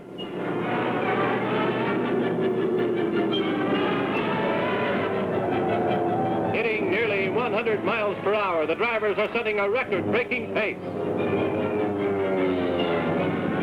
On the 82nd lap, Buck Baker at the wheel of car number 87 pushes his throttle to the floor and zooms into the lead. Baker, who served his driving apprenticeship as a taxi cab operator in Charlotte, North Carolina, tears around the turns at top speed.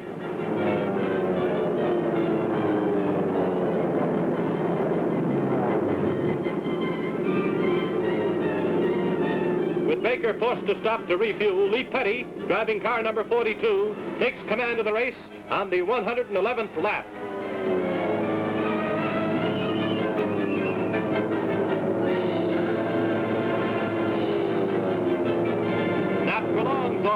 for Baker is soon back on the track and driving hard to recapture the lead.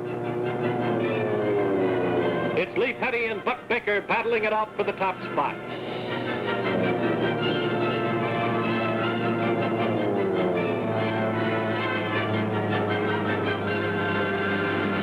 With just 13 laps to go, Buck Baker pours on the coal and goes into the lead with Lee Petty coming fast and staying close behind him in second place.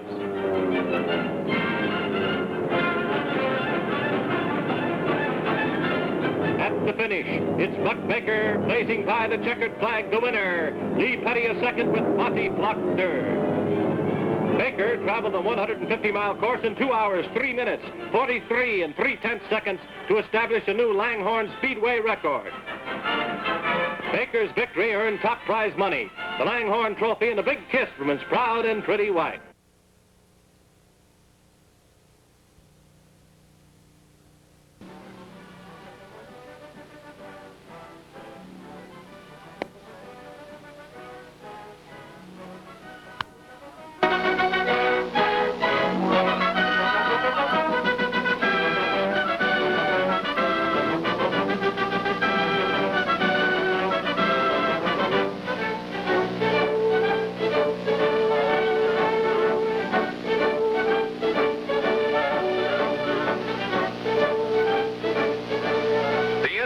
Of notable engineering advancements is nothing new in the long history of the Hudson Motor Car Company. More than 40 years ago, in 1912, Hudson produced the first 6-cylinder car to sell at a popular price. In 1916, Hudson brought out the first 6-cylinder engine equipped with a compensated, inherently balanced crankshaft. In 1921, Hudson introduced the first adjustable front seats. In 1935, Hudson was first to take the gear shift off the floor and put it on the steering column. That same year, Hudson introduced the first body all of steel. In 1936, Hudson introduced the first triple safe brakes with hydraulic and reserve mechanical systems operating from the same foot pedal. In 1937, multiple carburation made its first appearance on Hudson engines and started a trend in the industry. In 1942, the first automatic gear shift was pioneered by Hudson's DriveMaster transmission. And in 1947, Hudson introduced step-down design with mono-built body and frame, one of the greatest improvements in basic car design in the history of the industry. And now, Hudson proudly announces another notable first, instant action engines with super induction, an advancement as epoch-making in its field as the first airplane to attain the speed of sound. Here is a brilliantly new concept of engine performance. The effect of instant action engines on the performance of Hudson cars is destined to have a tremendous impact on the industry. Nothing remotely like it in simplicity and far-reaching results has appeared during the last 2 decades. It endows Hudson cars with performance characteristics in the normal driving ranges that have been sought for years by automotive engineers. Today, Hudson makes it a reality. Now, for the first time, motorists can enjoy the full benefits of tremendous power at every normal driving speed. Instant reserve power for pickup and passing on the highway, and trigger-fast acceleration in traffic. The general trend today is to greatly increased horsepower, but in every case, this is usable only at abnormally high road speeds. Hudson's instant action engines with super induction improve performance in every normal driving range without the need for fantastic horsepower ratings or any sacrifice of operating economy. Here's the story of how it was done, as told by one of our engineers who has a special talent for explaining technical problems in simple terms.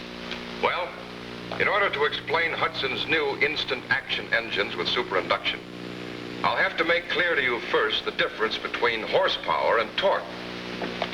Most horsepower figures carry the label MBH, which means maximum brake horsepower.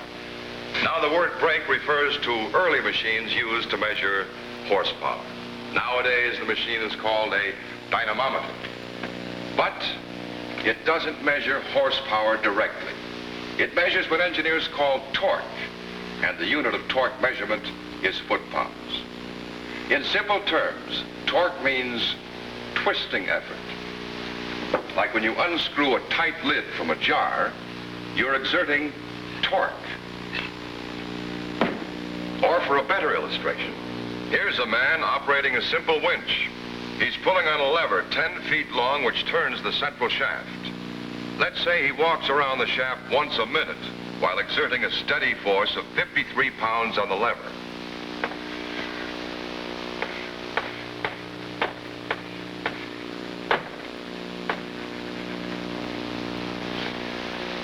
The circumference of the circle is 62.8 feet. Therefore, in one revolution, the work done becomes the feet traveled. 62.8, which is the circumference of the circle, times the force exerted, 53 pounds, or 3,328 and 4/10 foot-pounds.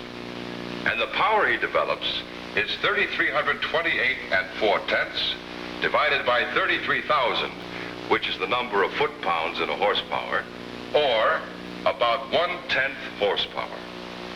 And now let's get back and see how our man is doing. Looks a little out of breath, doesn't he? However, if he could complete 2 revolutions in 1 minute, he would do twice as much work and develop about twice as much horsepower. But the torque of 53 pounds would remain the same. This shows us that horsepower is a product of torque and revolutions per minute. It explains why horsepower can increase, while torque remains constant or even begins to drop.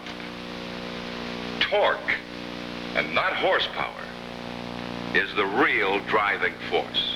Now let's look at a typical graph that shows the relationship of torque, horsepower, and car speeds for an average car. Watch the curves as they develop.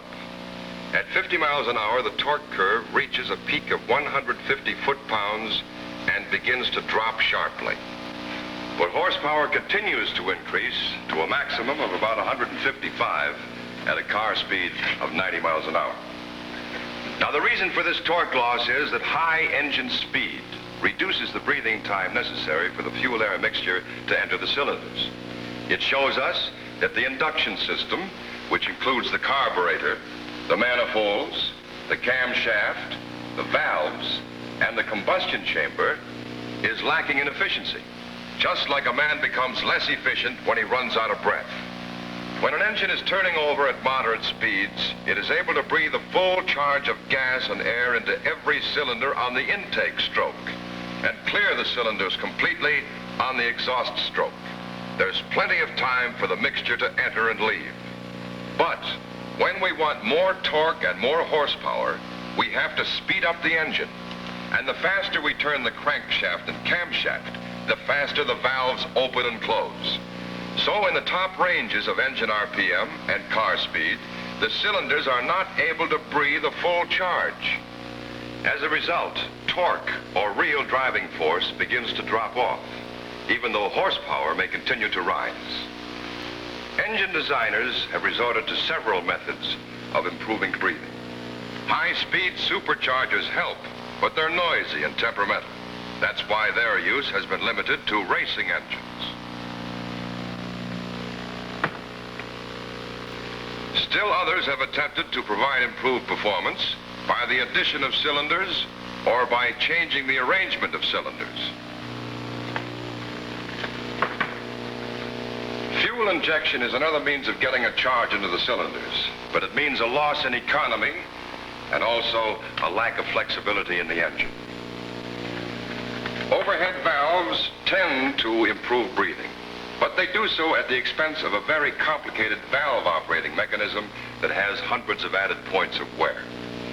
Hudson engineers have developed a much simpler and more effective way called superinduction. A long period of research and careful testing resulted in certain scientific changes in the shape and contours of the valve area in the combustion chamber. In effect, this gives the mixture a more direct, unobstructed passage into the cylinders. Changes in manifolding were worked out to assist in giving the fuel-air mixture greater velocity and turbulence. And Hudson engineers also developed a new type of silent LD cam to assure the most efficient operation of the valves and eliminate all tendency to flutter at high engine speeds. Now let's appraise the results of superinduction. Here's a graph based on the Hudson instant action engine. The torque curve will be quite different from the one we saw a few moments ago. Do you see what's happening?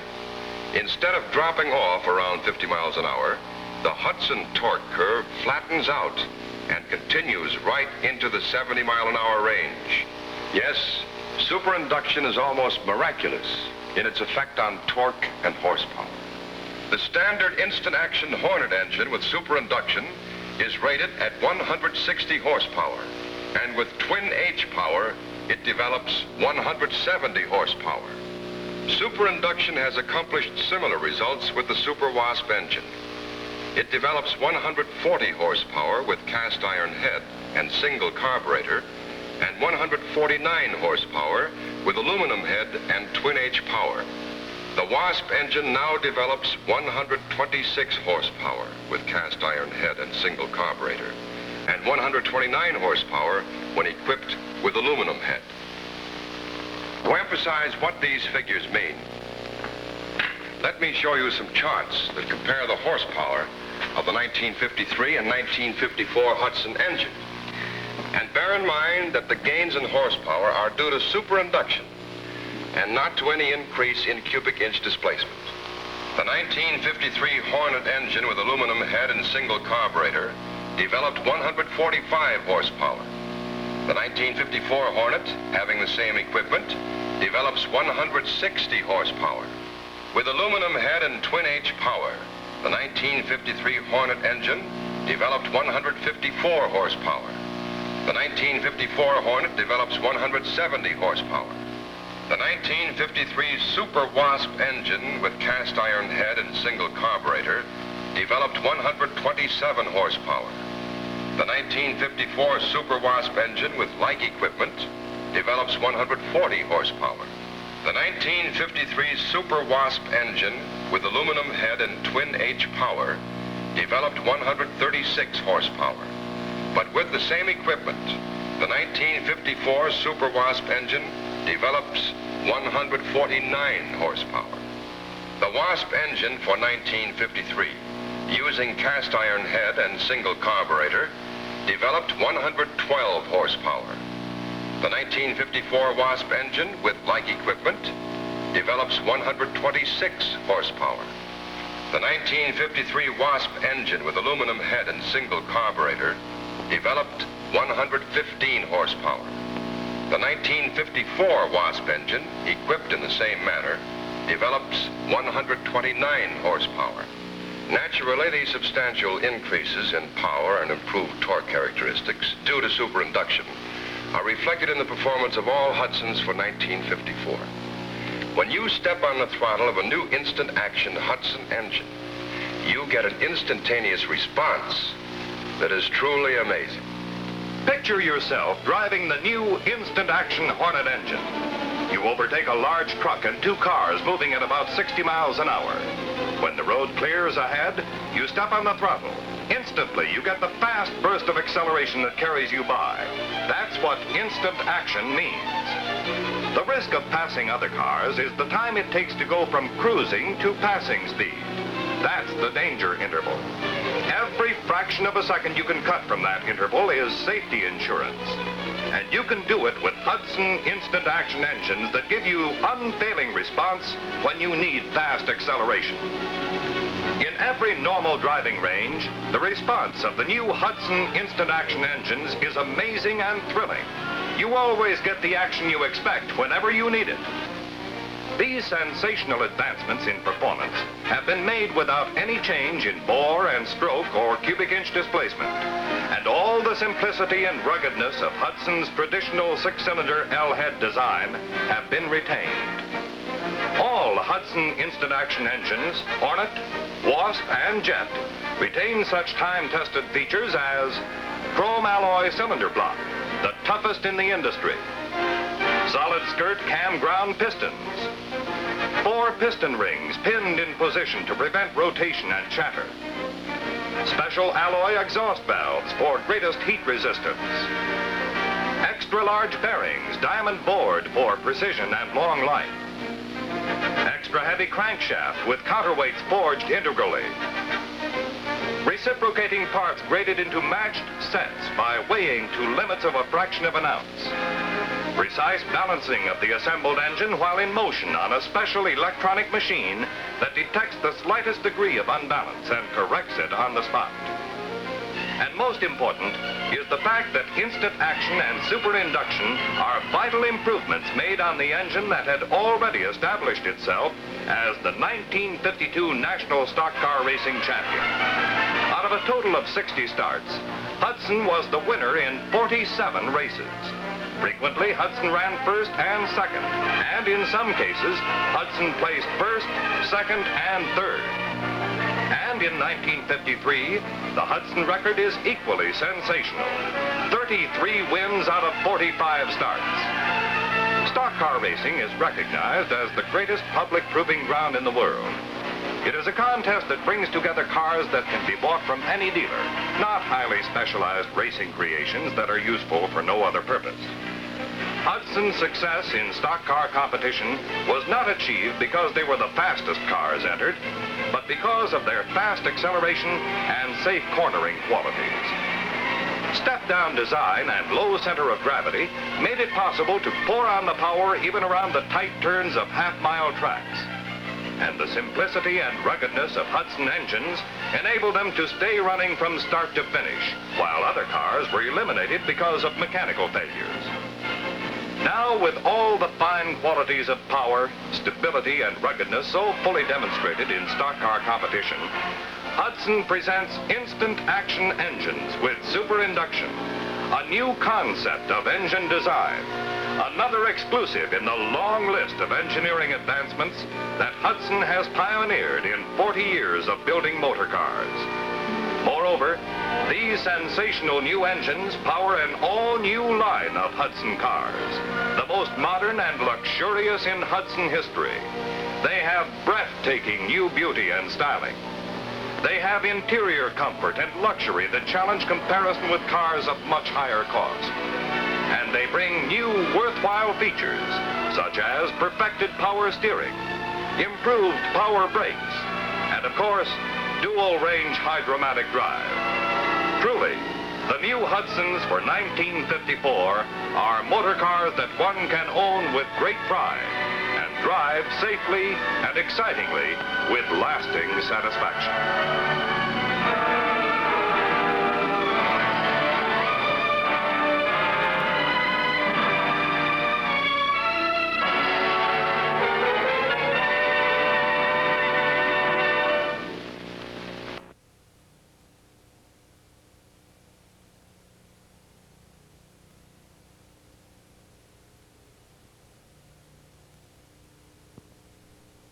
Langhorne's famous circular mile track took the spotlight as the National Grand Circuit of automobile racing moved into the East. The cars are late model stocks, the same ones that you and I drive on the highways. But these drivers are the 100-mile-an-hour guys, and they are out to break a record in the 150-mile championship. America's top Grand Circuit drivers meet at the Langhorne Speedway for the 150-mile late model stock car Grand National Championship. 46 of the country's top drivers are ready to compete in this grueling grind. On hand to act as honorary starter is the popular maestro, Paul Whiteman.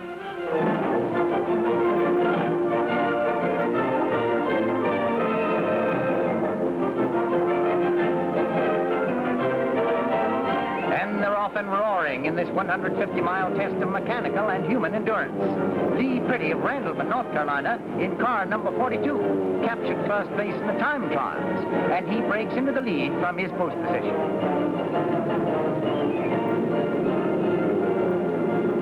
but he figures to have plenty of competition in this chips-down derby from defending champion Buck Baker of Charlotte, North Carolina, Herb Thomas of Olivia, North Carolina, Dick Rathman of Daytona Beach, Florida, and Al Keller of Green Acres City, Florida.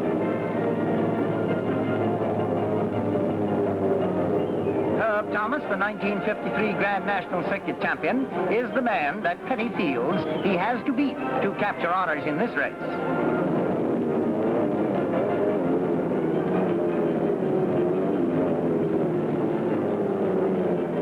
Petty's number 42 eats up the track as the North Carolinian in his 1954 Chrysler heads the field for the first 81 miles.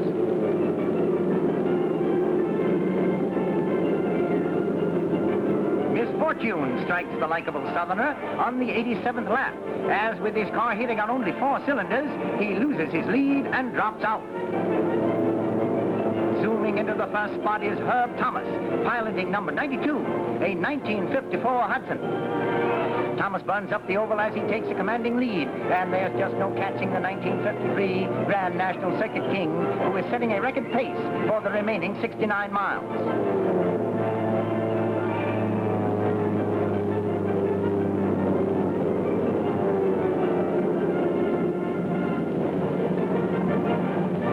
At the finish, it's number 92, Herb Thomas, the winner, followed in second place by number 23, Al Keller, and in third, number 3, Dick Rathman. All of the first 3 finishers were piloting 1954 Hudsons.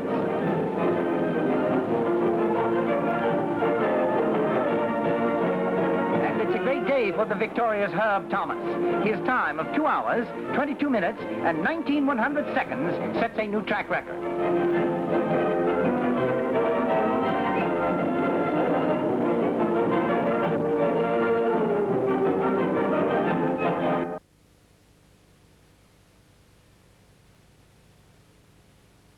Uncomfortable riding in a car that swings and sways.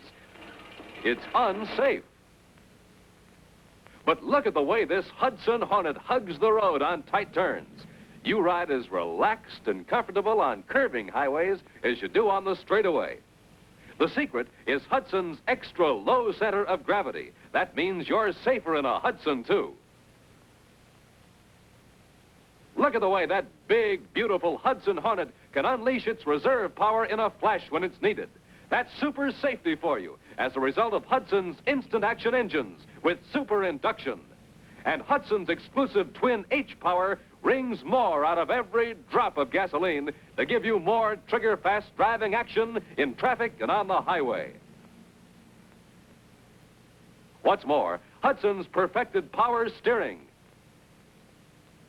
improved power brakes, and fully automatic drives are optional equipment on Hudson Hornets and Wasps. And now to show you what we mean, look at that Hudson Hornet take those tight turns on an even keel in a grueling U.S. stock car race, the world's toughest public proving ground, where stamina and performance are measured right before your eyes. No swing or sway in a Hudson. That's one good reason why Hudson has won more stock car events than all other makes combined. See it for yourself. Call your Hudson dealer and drive the champion.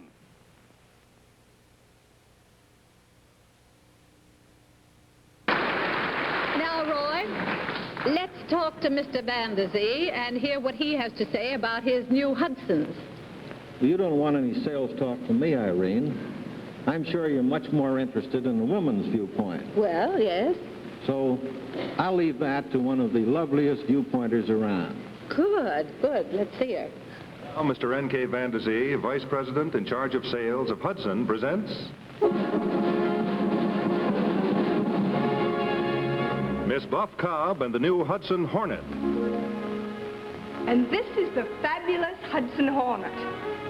Now, I suppose I should tell you that this is United States stock car champion, which means that it's won over 100 open stock car races. But let's face it, that's for the men. Now, for us girls, well, take a look at the smartest interiors you've ever seen.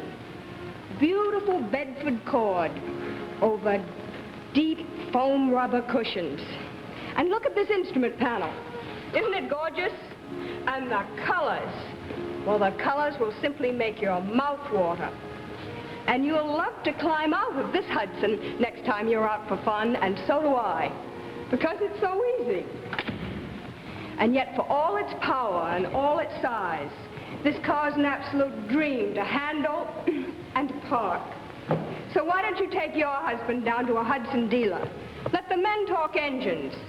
And you gals, you just get an eye full of that Hudson glamour. Goodbye now, and thanks.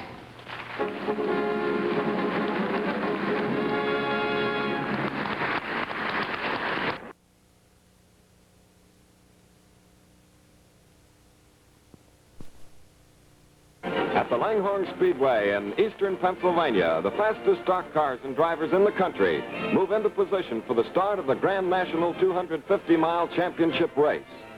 The signal is given to start the engines, and it isn't long before 68 roaring machines are ready and raring to go. And more than 20,000 spectators are on hand to watch the action. Here they come round the bend, gaining speed for the start. And they're off. Before the crowd has time to settle down, Herb Thomas, national stock car champion, driving a 1954 Hudson, jumps into the lead. Also up among the front runners and jockeying for position are Dick Rathman, last year's winner, Buck Baker, and Lee Petty. With no more than 5 miles safely tucked away, the pace begins to take its toll. As a result of a pileup on the far turn, 7 cars are put out of commission. Hold on now. Herb Thomas's lead is in danger as Buck Baker steps on the gas and quickly moves to the front in his new Oldsmobile 88.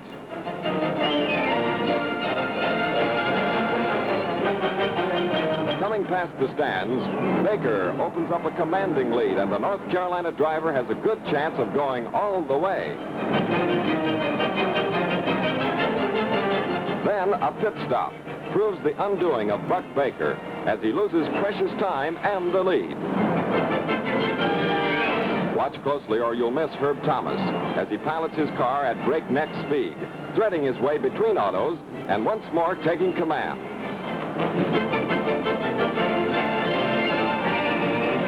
Thomas posted the fastest time in qualifying for this event, and with a good lead and the laps rolling by, he has a chance of taking home all the marbles.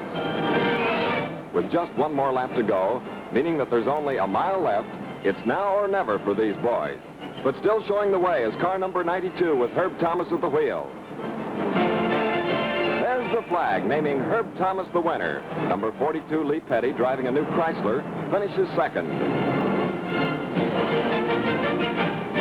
Herschel McGriff, number 14, comes through in his Oldsmobile 88 to finish third.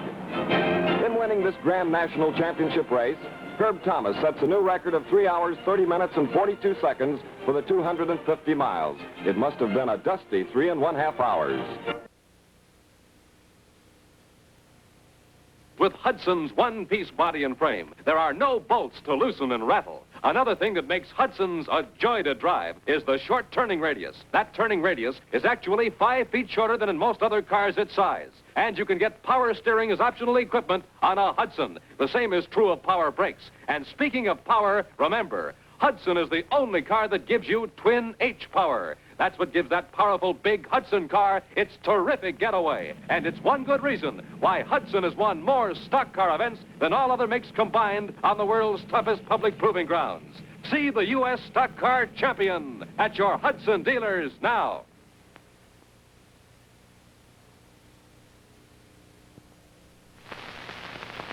Please, Mr. Rabbit, don't drive so fast on this curvy road. Oh, please. My tummy. Nonsense, child. It's just your imagination. No, it's not just your imagination, Alice. It's not just uncomfortable riding in a car that swings and sways. It's unsafe. But with the exclusive deep coil spring suspension in the new 55 Hudson Hornet or Wasp, you get greater stability on turns and 3 times the cushioning comfort. That softer, better ride in a Hudson is possible only because of another great exclusive American Motors feature. It's the double-strength, single-unit body of welded steel. Twice as rigid, twice as strong, twice as safe. There are many things you'll like about any Hudson, Hornet, Wasp, or Rambler.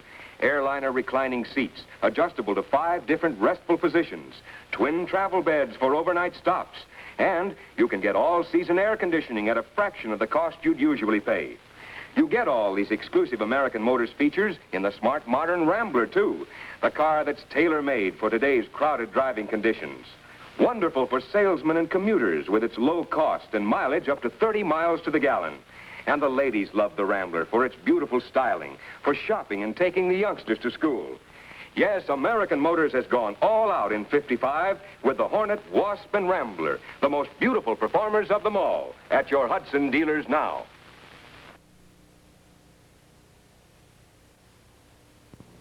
I'm telling you, Dumbo, this is my idea of comfort. What a ride. Smooth, comfortable, and relaxing. Boy, if I could just ride along like this forever. You could, Tim, if you owned a new Hudson Hornet V8, the standout car of '56. It really gives you the smoothest, most comfortable ride you've ever had.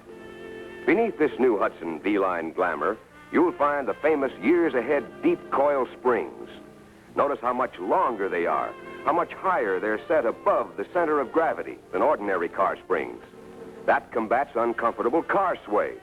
The longer the springs, the better the ride. And this side-by-side comparison shows you why Hudson rides 3 times smoother and softer than other cars. Yes, for standout comfort, riding pleasure, beauty, and power, look to the new 1956 Hudson Hornet V8. It's America's standout car of the year. The one motor car that sets you so smartly apart from the crowd. See the new 1956 Hudson Hornet and also the all-new, all-American Rambler, both at your Hudson dealers now. This year, more than ever before, Hudson and American Motors means more for Americans.